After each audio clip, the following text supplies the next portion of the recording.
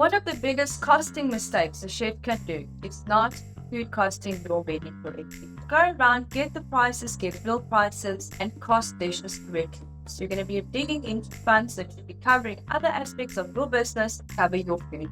And it should not be like that. Your food should cover itself. Hi, Chef. I'm Diana, and in this interview, we're joined by the fantastic chef Bridget Burley. She's been in the industry for nearly 20 years, from taking her first steps in the Western Cape's top establishments like Waterkloof and Caribou, to founding and running her own consulting company, Colossal Hospitality. She's a wine pairing specialist with a strong sustainability philosophy and a big love for free-range and plant-based menus. Today, she will tell us everything about her cost management strategy as a private chef and how to correctly price your services.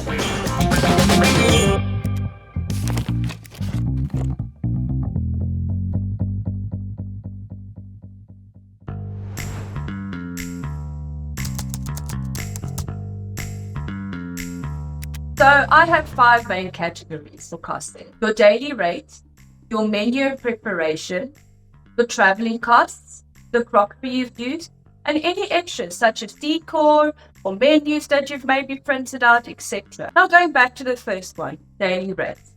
This would be your standard set rate that you would charge to each and every client, no matter the workload. That would be your daily rate. Menu and purchasing, you would usually want to times this by 3.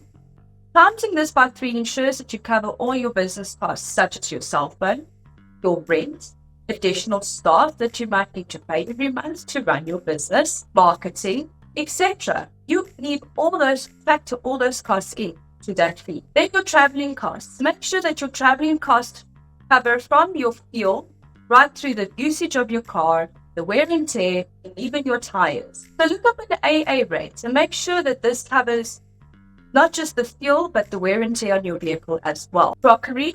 Have you gone out and bought beautiful crockery, bowls, and plates to elevate your dining experience? You want to make sure that this cost is covered too. Even if you're using it 100 times, make sure that you rent it back out to the client so that you're making money off of it as well.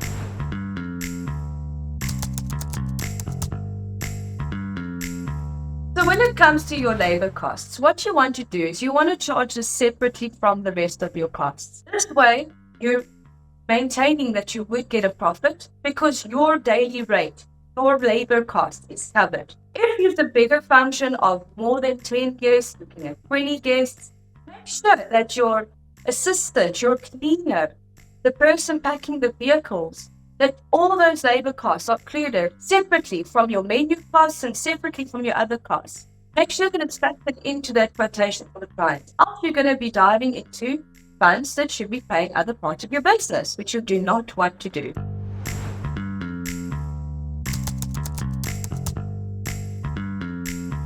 So one of the most challenging aspects of running your business is keeping up with the inquiries and administration. We're most of the time in the kitchen as chefs, spend most of the time on our feet, not on our computer, not behind the cell phone, let alone keeping up with inquiries. It's very, very challenging. What I find works best is I check my emails early in the morning before my day begins. This way, I don't let new inquiries slip by. Guests are looking for a private chef. They're looking for a service. They're not just looking with you. They're most probably looking on a few different platforms, looking with a few different chefs. The quicker you can respond to clients, the quicker you're going to get booked and you're going to get a booking in your calendar. So streamline that. Make sure that you can reply to them early in the morning. If you have time, do it again at night, at the end of your day. A lot of people in different time zones are inquiring with me sometimes 2, 3 o'clock in the morning. So if you get it first thing in the morning or late at night, I'm the first one to respond, which means they are most likely to pick me.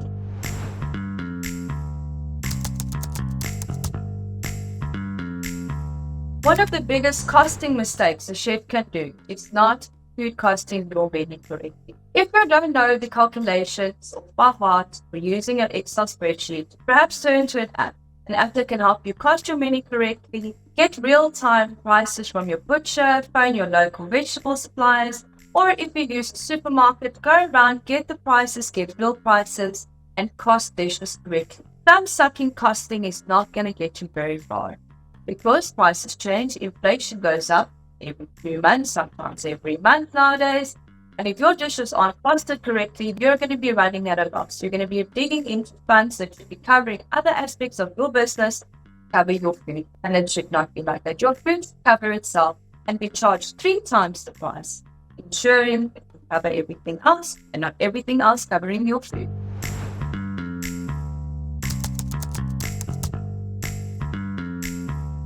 Don't give your clients too many breakdowns of your costs and all the little details. Rather have this on a back office. Make a table for yourself.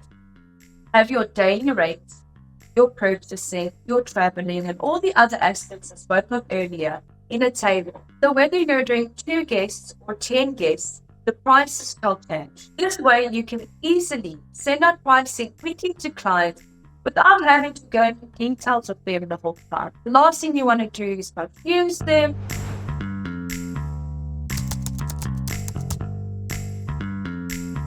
Be organized from when the client inquires, having all the things I've mentioned in place, so that when your inquiry comes in, you send it off quickly. That's my tip number 1. Number 2, collect all information early on in a booking. Make sure you get their diet requirements, the address, the time that they would like to have dinner.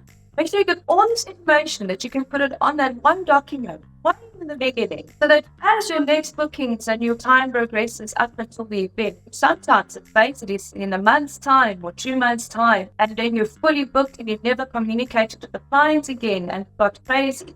So as soon as you get that confirmation of a booking, get all your details into one place, send it off to the client. What we do is we create a WhatsApp group with easier communication, quicker communication between us and the client.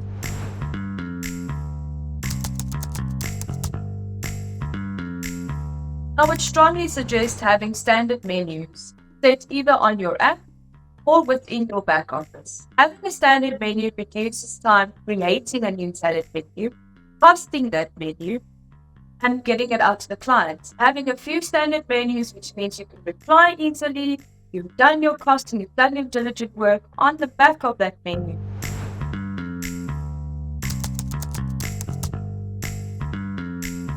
Using chef platforms like Take a Chef is a great way to streamline your bookings. After all, they're doing all the marketing and the hard work for you. So we highly recommend you use a chef platform.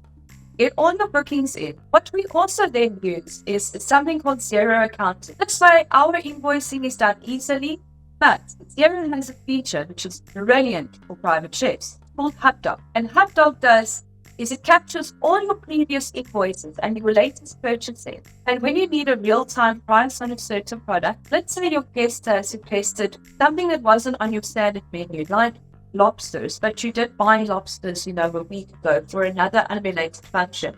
You can type in lobsters onto HubDoc and it'll bring up the price immediately, know exactly how much it costs, and you can price it. So get yourself tools. Doesn't need to be Xero, doesn't need to necessarily be those things, but look around in the App Store. Get yourself tools that can help you cost you quicker, join more private chef apps that can do your bookings, your marketing for you, and this way, you'll basically have a backup office team and a whole company set up for you. All you have to do is shut up and cook.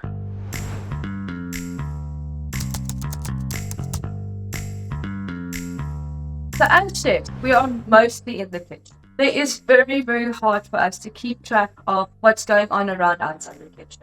But I would strongly recommend that if food costing is done every 3 months at least, using all your tools that I've given you now, make some time, take a day, and just make sure that your costings are up to date, your travel is up to date, where the fuel price is currently, what your AA rights price is currently, and any other costs for your business. Maybe your cell phone's gone up.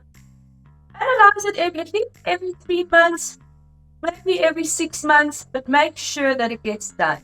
Put that day aside. In the long run, it will be saving you a lot of money. The world is getting more and more expensive. Don't become cheaper while it is.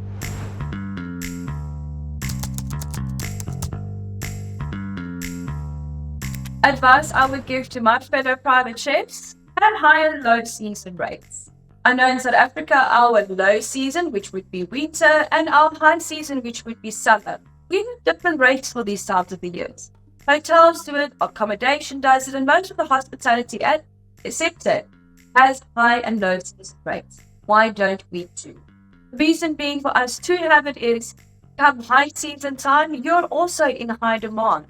You can put your prices up, and it's time for you also to make money, to put away for those low season times when you don't have a lot of funds to carry you through and to keep your business going. So it's very important and crucial to have a high season and a low season rate. Another big cost tip I would give is make sure that everything is covered. From the salt and pepper right through to your car's tires. If everything that is costed you to get to that job is covered. Once again, you're going to be digging in your own pocket and not making a profit. Hi, my name is Chef Bridget Bartleman. Thank you for watching my take on costing your events, and remember to follow all the social media channels. Stay tuned and take care. Thank you so much for watching. Defining your cost is one of the most impactful tasks for your business, as it affects your profitability. Valuing your work fairly is vital to staying motivated and growing your chances of success. To learn more about cost management and pricing, check our episode on defining your cost. Give us a like on the way out, and remember to subscribe to get all of our chef interviews. I'll see you next time. If you enjoyed this video, remember to like and subscribe and hit the bell to get alerts every time we upload a new video. I'll see you next time.